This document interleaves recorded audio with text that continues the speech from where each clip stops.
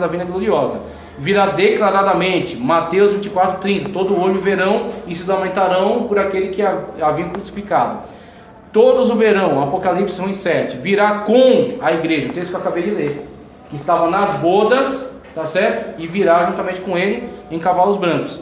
Virá com a esposa, virá para acabar com a grande tribulação, Apocalipse 19:1-11. Deixa eu seguir, vamos lá. Lucas 21:25-27 é um texto de característica da segunda etapa também, que haverá sinal no sol, sinal na lua e nas estrelas, angústia nas nações, perplexidade e bramido do mar, tá? Tem um quadro aí que eu apresento, um quadro que eu coloco todos os eventos em perspectiva, tá aí no PDF. Aí começa alguns textos bíblicos que fundamentam. Deixa eu ver que horas são, pelo amor de Deus. Deixa eu ver aqui. Pessoal, 10h20, que horas que eu paro para abrir a oportunidade para vocês? Pode ser. Olha só, 70 semanas são decretadas sobre o teu povo e sobre a tua santa cidade, para acabar com a transgressão, para dar fim ao pecado e para expiar as culpas, para trazer justiça eterna, para cumprir a visão e a profecia, e para ungir o Santíssimo. Saiba e entenda que a partir da promulgação do decreto que manda restaurar e reconstruir Jerusalém até ungido, o líder, até que o líder venha, haverá 7 semanas e 62 semanas. Primeiro grupo, 7 mais 62. Ela será reconstruída com ruas e muros, mas em tempos difíceis. A gente viu isso lá em Neemias. Neemias, você lê sobre esses tempos difíceis aí. Depois de 62 semanas, o ungido será morto. Então ele apresentou um primeiro grupo de 7, tá? Depois um outro grupo de 62. Quando ele indica o final desse segundo período, o ungido será morto. É uma característica, né? E já não haverá lugar para ele. A cidade e o lugar santo serão destruídos pelo povo do governante que virá. O fim virá como uma inundação. Guerras continuarão até o fim e desolações foram decretadas. Com muitos ele fará uma aliança e durará uma semana, chamada 70ª semana. Durará uma semana. No meio da semana ele dará fim ao sacrifício e à oferta. Numa ala do templo será colocado o sacrilégio terrível, até que chegue sobre ele o fim e lhe será decretado. O que há de interessante nisso aqui? Primeiro, Daniel, o próprio livro de Daniel. Dentro da interpretação da exegese judaica, você tem a estrutura de textos, a chamada Tanakh. Tanakh é o conjunto de livros do Antigo Testamento. Torá, Nevi'im, Ketuvim. Torá é o livro, o texto, o conjunto, né, 5 livros de texto referência. É aquilo que há de mais sagrado para eles, tá certo? Inclusive alguns representam como uma tipologia do tabernáculo, Santíssimo, Santo e Pátio. Então você tem Torá, Santíssimo, é o texto lei, então aquilo ali não tem questionamento, tá? Nevi'im são os profetas, que a gente chama alguns de históricos, tá certo? E chama de profetas, anteriores e posteriores. Então você tem os profetas. Então os profetas têm grande autoridade, mas é uma autoridade menor do que a Torá. Eles entendem assim. Ketuvim são os escritos poéticos e históricos. Onde Daniel está, para eles, não está em Nevi'im, está nos históricos. Eles entendem que Daniel é um texto histórico. Então eles não enxergam Daniel com toda a autoridade que nós enxergamos. Os judeus não olham para o livro de Daniel com toda a autoridade que nós olhamos. Ele entende que Daniel é um texto histórico, tá ok? Porque eles dizem, Daniel não viveu como profeta. Ele foi um grande sábio, um grande líder político na Babilônia, depois na Pérsia, e teve revelações de Deus. Então, eles não negam que Daniel seja canônico. Eles entendem que Daniel seja canônico. Mas num degrau de autoridade está Torá, Nevi'im, Ketuvim, e em Ketuvim está Daniel, tá? Então, eles têm nas mãos todo o entendimento para compreender a escatologia, para compreender inclusive o sacrifício de Cristo. Então se os judeus eles olhassem para o texto de Daniel com toda a seriedade devida, eles teriam entendido a vinda de Cristo, porque Daniel profetiza. Daniel diz, Deus diz para Daniel está orando pelo quê? Pelos 70 anos do fim do cativeiro babilônico. É isso que Daniel está orando. Daniel não estava olhando para tempo escatológico. Ele estava orando porque ele leu em Jeremias que vocês irão para a Babilônia e depois de 70 anos vocês retornarão. É isso que Daniel estava preocupado. Daniel estava vendo chegar o período do retorno. e o povo não estava pronto. E aí Daniel estava clamando, intercedendo pelo povo, para que Deus preparasse o povo para o retorno. Daniel ora, e Deus vai lá e traz uma revelação. A revelação é tão grande que Deus manda o anjo Gabriel e manda o anjo Miguel, tá certo? Para combater as hostes, que tentaram impedir a revelação. Quando Gabriel chega, Gabriel traz essas revelações de Deus. Quando Gabriel revela, o que Gabriel está revelando? As 70 semanas. Daniel está orando pelos 70 anos. Gabriel está revelando as 70 semanas. As 70 semanas são um quadro escatológico completo, tá? Então você tem, primeira subdivisão, 7, tá? São semanas de anos. E eu tenho até aqui os números, que eu sou péssimo em números, né? Então eu coloco tudo anotado. 7 semanas, sendo semanas de anos, 49 anos. 17.640 dias. Desde a assinatura do decreto de Artaxerxes para a reconstrução de Jerusalém, 445 a.C., até o final do ministério de Neemias e Malaquias, com o fechamento do Antigo Testamento. São o primeiro grupo. Quando eles começam a reconstruir os muros, combatem eles, Daniel diz, será em grande aflição, tá certo? Mas eles conseguem reconstruir a cidade, reconstruir o muro, tá? Restabelecer o culto, tá ok? E aí fecha-se o primeiro período. Daí, Daniel dá o segundo grupo, 62 semanas. E aí 62 semanas são 434 anos, desde o final do primeiro grupo, tá certo? Até a vinda e a morte do Messias. Daniel mesmo é que dá o referencial. O referencial dele para o final do segundo grupo é até a vinda do ungido, que será morto. Então quando Daniel anuncia isso, que o ungido virá ao final desse segundo grupo de 62 semanas, 434 anos, 156.240 dias, se os judeus tivessem atentado para isso, e muitos se atentaram, tá? Claro, não foi o conjunto todo, mas muitos perceberam isso. Olharam para Jesus na cruz e disseram, Daniel estava certo. O ungido veio, pregou, né? E foi morto. Morto por quem? Pelo príncipe do reino que há de vir. Que na época de Daniel você já tinha, Daniel foi levado pelos babilônicos. Depois Daniel foi para a corte persa, que aí você tem os 4 animais que Daniel representa na visão. Leão alado, que é Babilônia, tá certo? O carneiro, né? O urso, primeiro, o urso, que devora lá um monte de animais. Você tem o Medo Persa. Depois o leopardo, com 4 cabeças e 4 asas. E aí, esse aspecto do leopardo, que é os macedônicos, que é a Grécia de Alexandre Magno, para Daniel foi uma profecia, tá certo? Então, os 2 primeiros foram história, ele viu o cumprimento. O leopardo é profecia, é o próximo reino que derrubará os persas, tá? E o outro que há de vir, que é o animal terrível, que ele também profetizou. Então, na época que viram o cumprimento da morte do ungido, conforme ele anunciou, foi a época desse 4º animal, a época desse 4º reino. Babilônia veio e caiu, Medo-Pérsia veio e caiu, Macedônia veio também e foi derrubado. Por quê? Pelo 4º animal, que Daniel havia profetizado. Então, quando a gente olha para isso, a gente vê, a maior parte do tempo escatológico de Daniel já foi concretizado. Se concretizou lá atrás, na época de Cristo. E aí fica o quê? A última semana. A última semana, que é quando ele diz que aquele que virá firmará uma aliança com o povo, com Israel, e quebrará essa aliança pelo meio.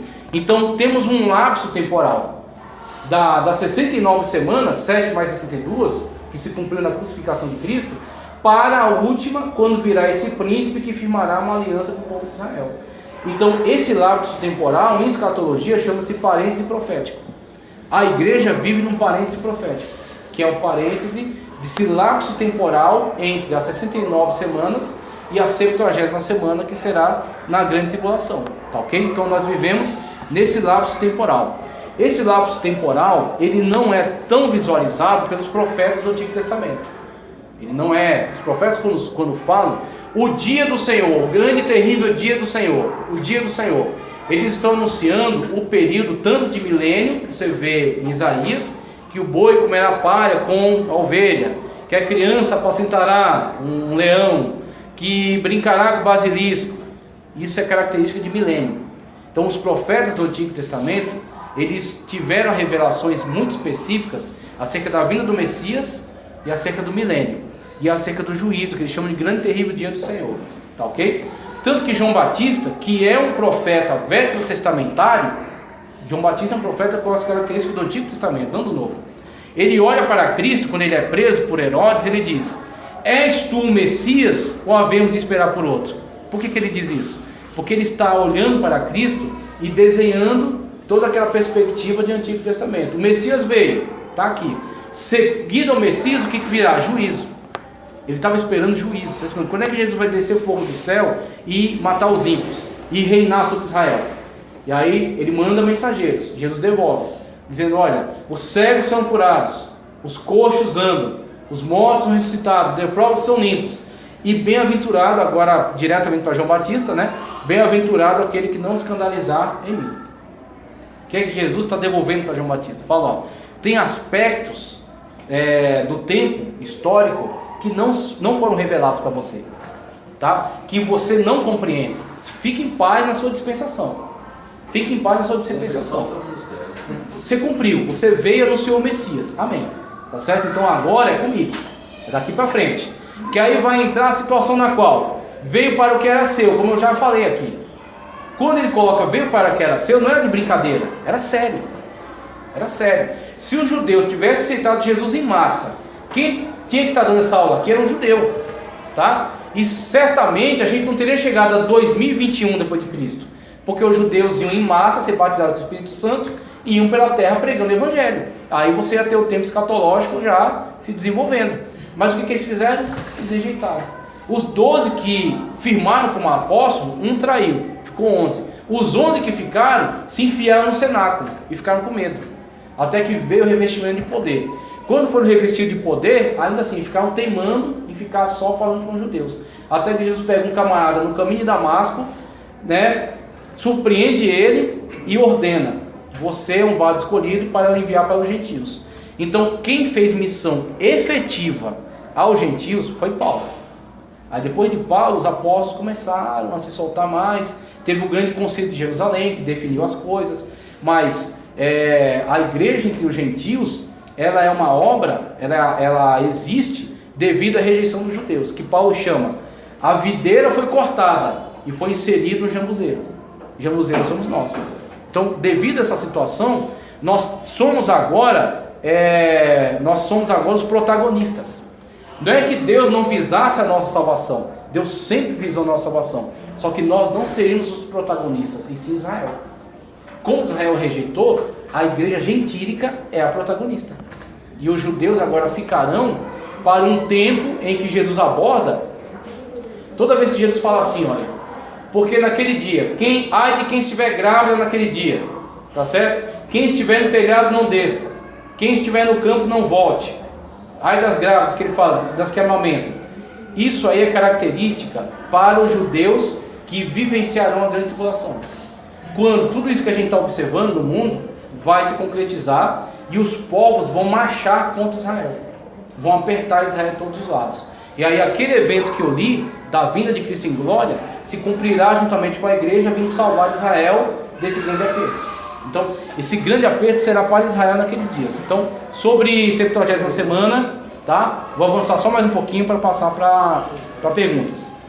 Vou pular todos esses textos aqui. O relógio escatológico, que vocês têm aí já para vocês no PDF. Romanos, eu vou encerrar com alguma coisa da aula de hoje, tá? Só para vocês não dizerem que não foi dada a aula de hoje. Aqui, ó. A grande tribulação, o aparecimento do anticristo, a singularidade de Israel nos últimos dias e o retorno triunfal, que é a aula de hoje. Veja só. Sobre o retorno triunfal, eu quero destacar um ponto que eu achei muito importante, que o autor focou nisso aqui: o julgamento das nações. Geralmente, o pessoal que dá palestra de escatologia deixa passar isso aqui, o juízo das nações. Então, na lição de hoje, no tópico 2, o julgamento das nações. Após a catástrofe da grande tribulação e da elevada mortandade da guerra do Armagedon, as nações sobreviventes serão julgadas pelo Senhor. Está em Mateus 25, 31 ao 34, também o 41 e também o 46. É necessário reforçar aqui: o julgamento será de nações e não de indivíduos. Mateus 25, 32.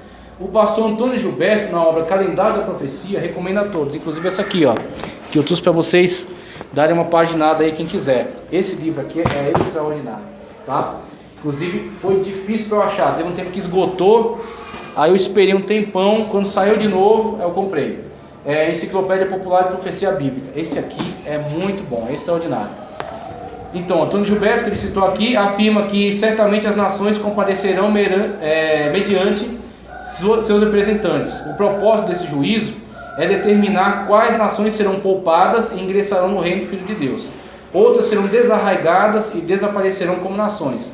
O mapa do mundo sofrerá, pois, muitas alterações. Após o julgamento, os que restarem das nações, Zacarias 14,16, ingressarão no reino milenar, na terra. Tá ok. Textos. Veja. Primeiro, movam-se as nações e subam do vale de Josafá, porque ali me assentarei para julgar, presta atenção, todas as nações em redor. Está em Joel 3,12. Outra, e quando o Filho do Homem vier na sua glória, parousia, quando vier na sua glória, e todos os santos anjos com ele, então se assentará no trono da sua glória, e todas as nações serão reunidas diante dele, e apartará uns dos outros, como o pastor aparta os bodes das ovelhas. Mateus 25, 31, 32. Depois disso voltarei e reedificarei o tabernáculo de Davi. Ok, vou pular esse. E acontecerá que todos que restarem de todas as nações que vierem contra Jerusalém subirão de ano em ano para adorarem o Rei, o Senhor dos Exércitos, e para celebrarem a festa das cabanas. Zacarias 14,16. Para que ao nome de Jesus se dobre todo o joelho dos que estão no céu e na terra, e debaixo da terra, e toda a língua confesse que Jesus Cristo é o Senhor, para a glória de Deus Pai. Pronto, só isso aqui. Tem mais aí, mas depois vocês veem. Qual é a situação? A situação é a seguinte: arrebatamento da igreja, ok, ficou claro. Grande tribulação, 3 anos e meio de falsa paz, 3 anos e meio de grande tribulação, ok. A igreja passou pelo tribunal de Cristo, não é questão de salvação, mas é questão de prêmios. Bodas do Cordeiro, estamos lá, com Cristo nas bodas do Cordeiro. Parousia, que é a volta de Cristo à terra agora, no final da grande tribulação.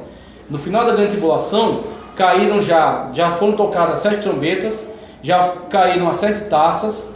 Deus está julgando a terra, está julgando o governo do anticristo, e o anticristo está perseguindo o remanescente de Israel e está perseguindo aqueles que não recebem seu sinal, tá ok? Essa grande perseguição, grande tribulação para eles.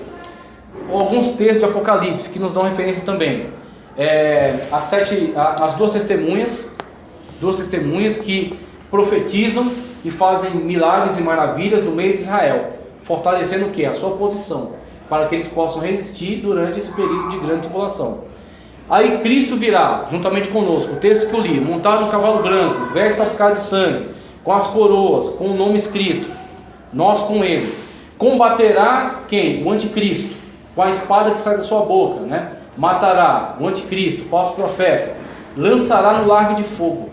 O anticristo, falso profeta, inaugura o lago de fogo. Satanás, que operava como Deus entre eles, será amarrado. É Bíblia que diz isso. Aí onde entra a perspectiva dispensacionalista. O dispensacionalista lê e interpreta. Ele não vai ficar alegorizando ao seu bel prazer. Se diz que é assim, assim será. Tá ok? Então nós temos a situação na qual nós viremos juntamente com Cristo, o anticristo e falso profeta, lançado no lago de fogo. Tá ok? Onde depois os demais serão lançados. Satanás, amarrado, quanto tempo? 1000 anos. Agora, Cristo vai instaurar o seu reino da terra, o reino milenial. O que acontecerá às portas do milênio? Juízo das nações, que é a lição de hoje. O juízo das nações só cabe aqui. Por quê? Lá no trono branco, você não vê ninguém sendo reputado ali como ovelha. Ninguém ali é reputado como ovelha. Tá ok? Descer? A gente vai descer? A gente não pode ficar mais não pode pular essa parte não? Fazer um acordo? Né? Vamos fazer um acordo com eles aí, vamos seguir. A gente vai direto pro café, fala com o Valdir. Isso, fala com o Valdir, vamos seguir. Então o que acontece? Esse texto do Senhor Jesus Cristo, não só de Jesus Cristo, mas de Joel, né? Do Senhor Jesus Cristo, de Atos, de Filipenses, de Zacarias que eu li, só cabe aqui. que é um momento em que você visualiza a possibilidade de haver a separação de bodes e ovelhas, tá certo? Não necessariamente é dito que esses bodes da grande tribulação são reputados como ovelhas. Aqueles que forem contra Israel durante a grande tribulação são reputados como bodes.